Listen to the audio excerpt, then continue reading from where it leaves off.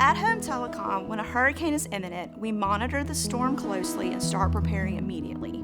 Meetings with department heads begin to make sure everyone has started taking precautionary measures. We fuel our generators and ensure that our crews have food and necessary supplies to start assisting customers once it is safe. As Hurricane Helene approached, we were on high alert. When it made landfall in Florida on September 26 and slowly passed through our area in the early hours of September 27, our management team was already on the phone by 5:30 a.m. assessing the situation. Thankfully, our area experienced minimal damage, just a few power outages that were quickly resolved. But we knew that others weren't so fortunate, especially in the upstate of South Carolina. For over 120 years, we've been a family-owned business dedicated to serving our community.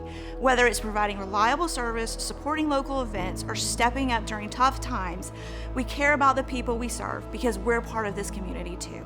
I reached out to a group of CEOs of broadband service providers here in South Carolina who work together in the Palmetto Broadband Coalition to just offer help to the group. And as we realized that the western part of South Carolina was going to be hit much harder than our areas, we offered help and condolences. And once the weather cleared and we realized just how bad the damage was, the folks up in the western part of the state, West Carolina and Blue Ridge Electric Cooperative, were really badly hit, and we were able to send crews up there.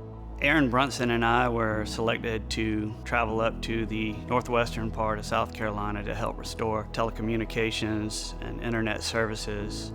We started seeing a lot of flood damage on any type of creek or river that the interstate crossed. It looks like homes were put in a blender and just all piled up in one pile. On the first night, Aaron and I both started splicing a 144 fiber, which is a pretty large fiber. You're talking about hospitals, telecommunications for law enforcement, EMS, paramedics. It is very, very important to get those communications back up first, especially in a crisis. I couldn't stop thinking about how we could help after the storm. We were very fortunate, but others were not. By Monday, I knew we needed to organize a supply drive, but what I didn't realize was that Alice Helmley, Will Helmley, our CEO's wife, and Fallon Robbins had already been talking about the same thing over the weekend. Together, we made it happen. We initially set the drive for 1 week, but we extended it to 2 weeks. It allowed us to shift gears for additional needed items as the weather cooled in the mountains. As you can imagine, coats, hats, gloves become a big ask. We were reaching out to our local chambers and business partners, asking them to include our supply drive on their social media platforms and newsletters. We were able to collect, organize, and deliver truckloads of crucial supplies. We can't thank our community, customers, and employees enough for coming together to make this happen. Earl Smith, our customer operations manager, helped tremendously. He was driving to all of our locations and gathering items and making sure the items made it to where we needed them housed for sorting.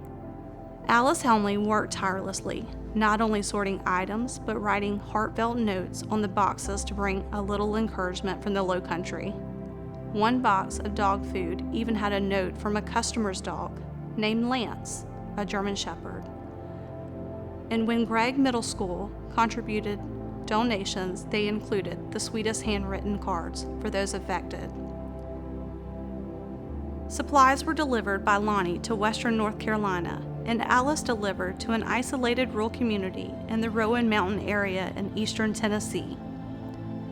We also teamed up with one of our local business customers, the Codfather in Nexton, to help support residents in Pickens County, South Carolina.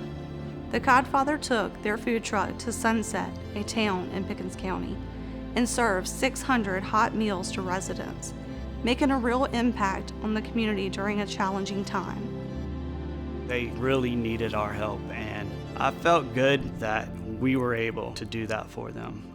We had employees, we had employee spouses, we had just the entire community, customers, not customers, providing supplies and really chipping in and doing all they could to help our fellow South Carolinians, and ultimately those in western North Carolina and on up into eastern Tennessee.